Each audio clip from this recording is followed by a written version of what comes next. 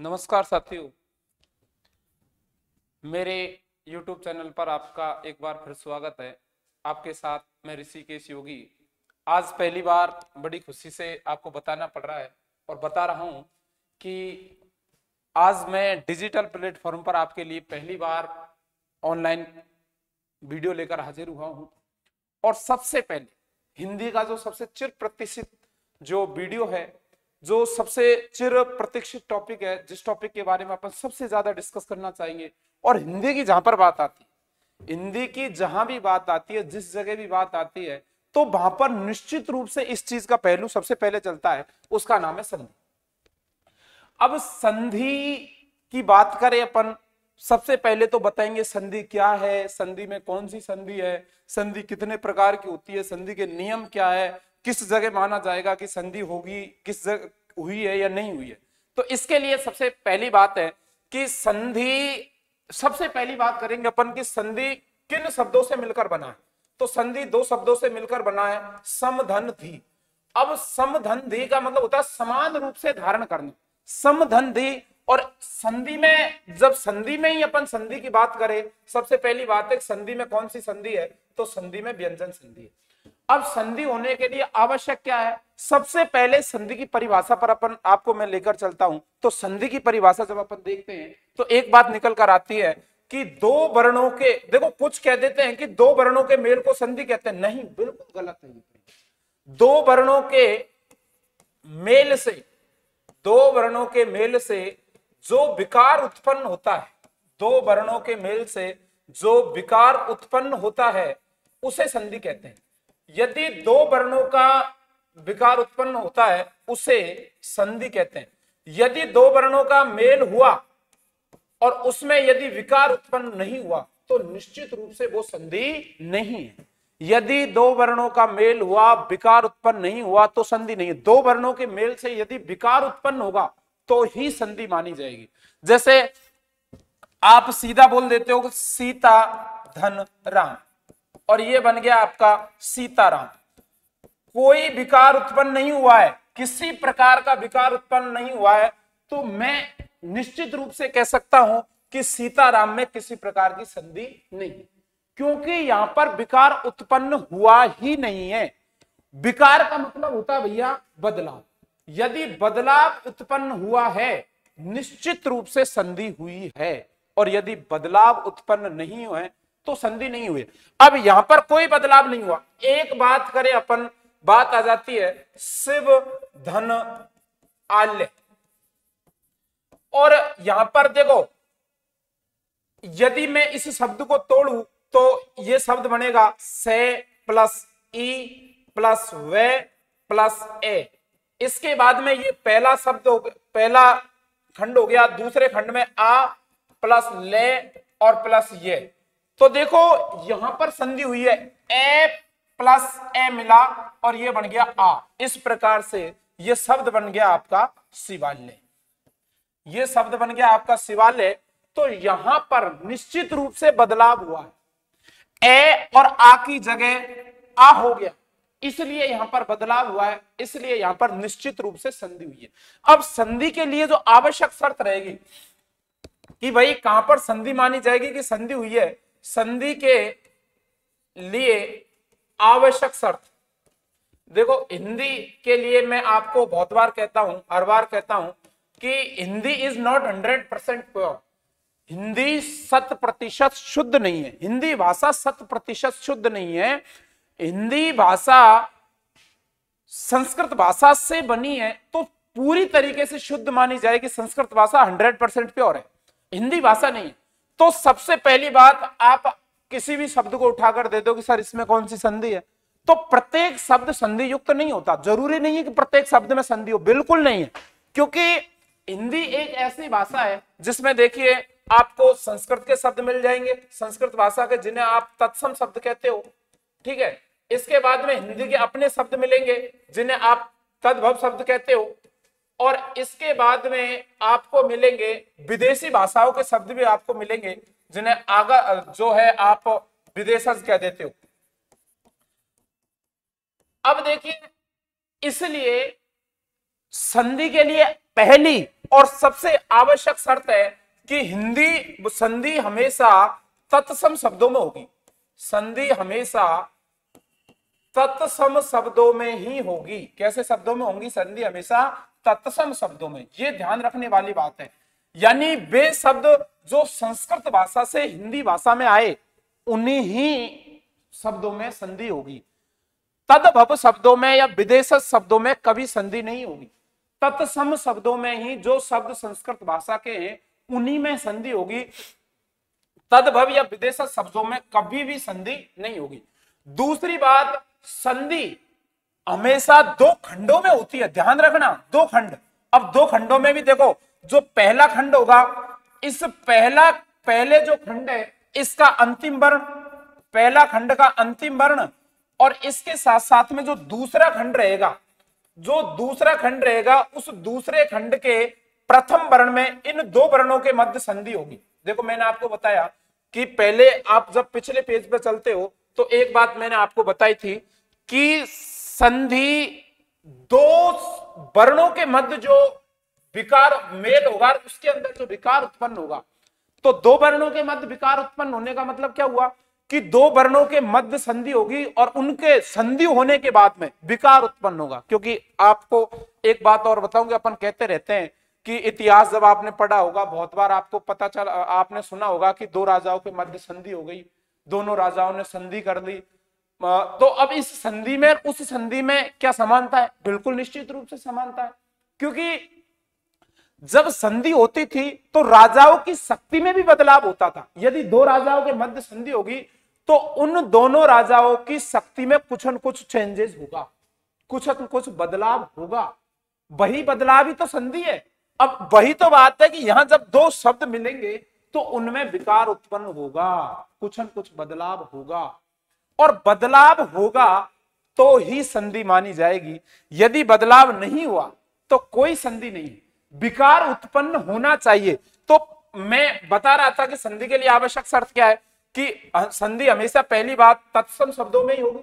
दूसरी बात, संधि हमेशा दो खंडों में होती है। दो खंडों का जो प्रथम खंड है उसका अंतिम वर्ण लिया जाएगा और जो द्वितीय खंड है उसका प्रथम वर्ण लिया जाएगा, और दोनों वर्णों में निश्चित रूप से। और तीसरी बात, जो वो बात मैंने संधि में ही बता दी कि विकार उत्पन्न होना चाहिए, विकार उत्पन्न होना चाहिए। निश्चित रूप से विकार उत्पन्न होगा तो ही हम मानेंगे कि संधि हुई है। यदि विकार उत्पन्न नहीं होगा तो हम बिल्कुल भी नहीं मानेंगे कि संधि हुई। अब संधि के कुछ उदाहरण देता हूं मैं आपको, सारी संधियों से दूंगा। जैसे ये है मुक्त, धन, अबली, इसको बताऊंगा एक एक से। सत प्लस जन, सत प्लस जन, ये सत की जगह कभी कभी सद भी आ जाता है, कोई समस्या वाली बात नहीं है। इसके अलावा मन है, धन, जय।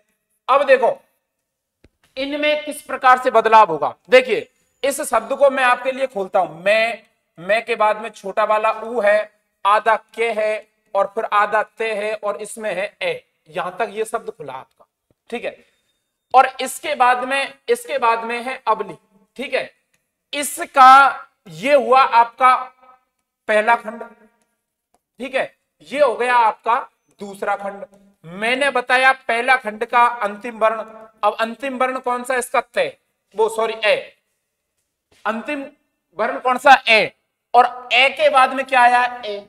अब इन दोनों ए प्लस ए जैसे ही होंगे ये बड़ा निर्माण कर देगा आ का। किसका निर्माण कर देगा इसको बाद में देखते हैं, एक सेकेंड।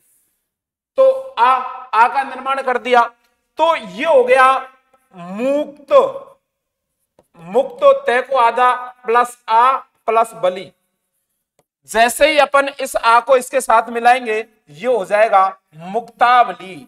अब देखो एक शर्त और है कि जो दो खंडों में संधि होगी ना, जिन दो खंडों में संधि होगी, जिन दो खंडों में आप मानते हैं कि इन दो खंडों में संधि होगी, वो दोनों खंड ही सार्थक होने चाहिए। सार्थक का मेरा मतलब है सार्थक से कि दोनों ही खंडों का कुछ न कुछ अर्थ निकलना चाहिए।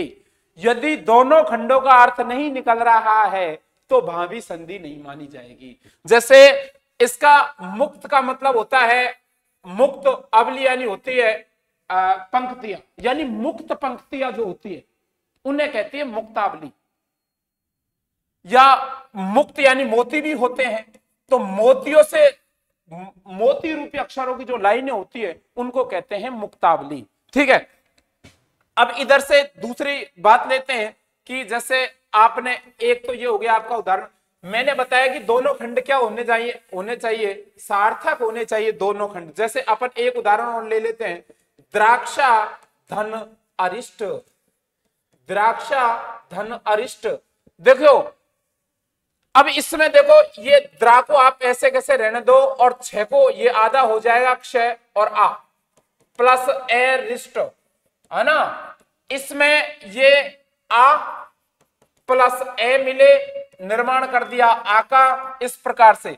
अब ये बन जाएगा द्राक्षारिष्ट। अब द्राक्षारिष्ट, अब देखो आप कहोगे सर क्या दोनों खंड सार्थक है? बिल्कुल निश्चित रूप से दोनों खंड सार्थक है कि द्राक्षा का मतलब होता है अंगूर और अरिष्ट का मतलब होता है चूर्ण, यानी अंगूर का चूर्ण। अंगूर का चूर्ण जो होता है उसको क्या कहते हैं हम? द्राक्षारिष्ट कहते हैं। अंगूर के चूर्ण को क्या कहते हैं? द्राक्षारिष्ट। तो संधि होने की 3-4 शर्तें मैंने आपको बताई कि देखो पहली बात तो संधि होने के लिए आवश्यक क्या है? सबसे पहली बात है कि विकार उत्पन्न होना चाहिए। जो दो वर्ण मिलेंगे उन दोनों वर्णों में क्या उत्पन्न होना चाहिए? विकार उत्पन्न, निश्चित रूप से विकार उत्पन्न होना चाहिए। विकार का अर्थ मैंने आपको बताया था बदलाव, कि जो दोनों खंडों के मध्य संधि होगी, जो दो वर्णों के मध्य संधि होगी, उन दोनों वर्णों में विकार उत्पन्न होना चाहिए। यदि विकार उत्पन्न हुआ है तो निश्चित रूप से अपन मान सकते हैं कि संधि भी हुई है। यदि विकार उत्पन्न नहीं हुआ है तो हम निश्चित रूप से कभी नहीं मान सकते कि यहां पर संधि हुई है। यदि नहीं हुआ है तो, और हुआ है तो निश्चित रूप से संधि हुई है। दूसरी बात, संधि हमेशा कैसे शब्दों में होती है? तत्सम शब्दों में ही होगी। तत्सम शब्द किसको कहते हैं? कि वे शब्द जो जैसे संस्कृत में चलते हैं वैसे के वैसे हिंदी में प्रयोग होने लगे। जैसे वो शब्द संस्कृत के अंदर चलते थे उसी डायरेक्शन में, उसी प्रकार से वो हिंदी में भी प्रयोग होने लगे।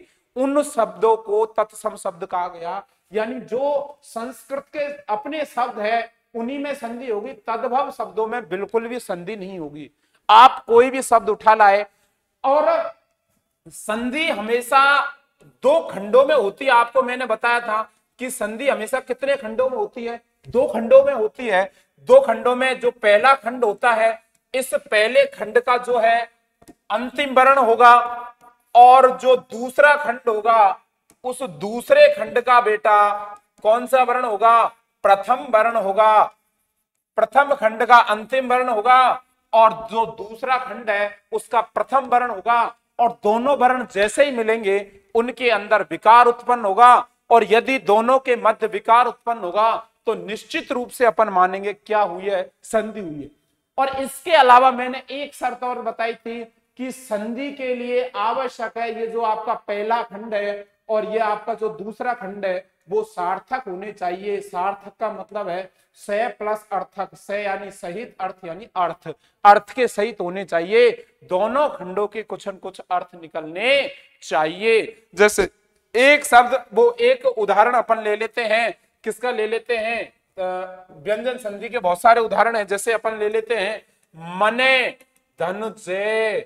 मन का मतलब मन में, जय का मतलब जन्म लेने वाले। देखो जहां पर, देखो एक नियम चलता है व्यंजन संधि में, जहां पर ए और ए के बाद यानी कोई स्वर, और स्वर के बाद में विसर्ग, और विसर्ग के बाद में जो किसी भी वर्ग का तीसरा चौथा वर्ण या कोई स्वर आ जाए तो ये क्या हो जाता है? ओ हो जाता है। तो ये क्या हो जाएगा बेटा? मनोज। यानी इन दोनों के मध्य जैसे ही संधि हुई है, ये विसर्ग है अंतिम वर्ण, और ये इसके अंदर जैसे ही ये दोनों वर्ण मिले हैं और इनमें बदलाव हुआ है, इसका क्या हो गया? ओ।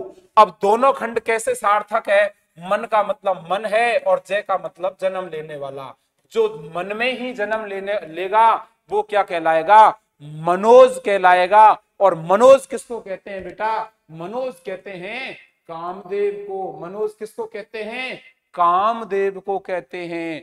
तो इस प्रकार से यदि बदलाव होगा तो ही संधि मानी जाएगी, और यदि बदलाव नहीं हुआ तो संधि नहीं मानी जाएगी। ये बात आप ध्यान रख लेना। इतनी सारी चीजें जो मैंने आपको बताई है, क्या क्या चीजें बताई है कि यदि जो दो वर्ण मिलेंगे, दो वर्ण मिलने के बाद में कोई ना कोई विकार उत्पन्न होना चाहिए, और तत्संधि हमेशा तत्सम शब्दों में ही होगी। तत्सम शब्द किन्हें कहते हैं? जो शब्द किसके हैं? संस्कृत के हैं। संधि हमेशा कितने खंडों में होती है?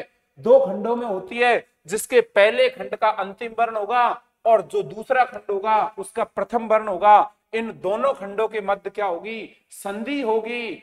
और दोनों खंडी कैसे होने चाहिए बेटा? सार्थक होने चाहिए। इससे पहले संधि की परिभाषा अपन ने पढ़ी थी कि दो वर्णों के मेल से जो विकार उत्पन्न होता है उसे क्या कहते हैं? संधि कहते हैं। यदि विकार उत्पन्न नहीं हुआ तो वो संधि नहीं मानी जाएगी। इसके बाद में अपन संधि पर आगे बढ़ते हैं। तो संधि के कितने प्रकार होते हैं? तो संधि तीन प्रकार की होती है। संधि कितने प्रकार की होती है? तीन प्रकार की संधि जो है हिंदी में मानी गई है।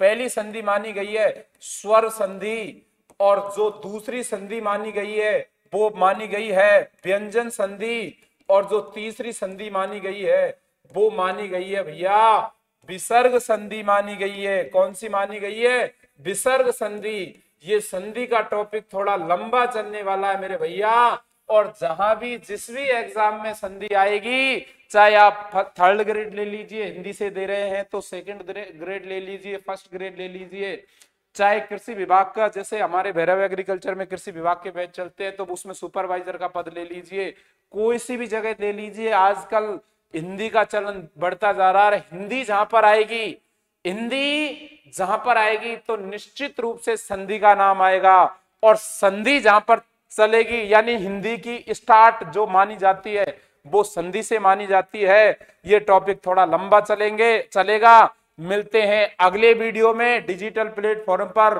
और जाते जाते सभी साथियों से एक बार कहूंगा, जिसने मेरे YouTube चैनल को सब्सक्राइब नहीं किया है तो वो सब्सक्राइब करें और बेल आइकन को दबा ले, जिससे मेरे आने वाले प्रत्येक वीडियो का नोटिफिकेशन आप तक पहुंच सके। निश्चित रूप से बहुत जल्दी हिंदी के संपूर्ण टॉपिकों के साथ में वीडियो लेकर आने वाले हैं। तब तक के लिए मुझे दीजिए इजाजत। मेरे चैनल को सब्सक्राइब करो और जितने भी मेरे वीडियो उनको लाइक करो, जिससे मैं इंस्पायर हो सकूं और आपके लिए अच्छे अच्छे वीडियो लेकर आ सकूं। नमस्कार साथियों।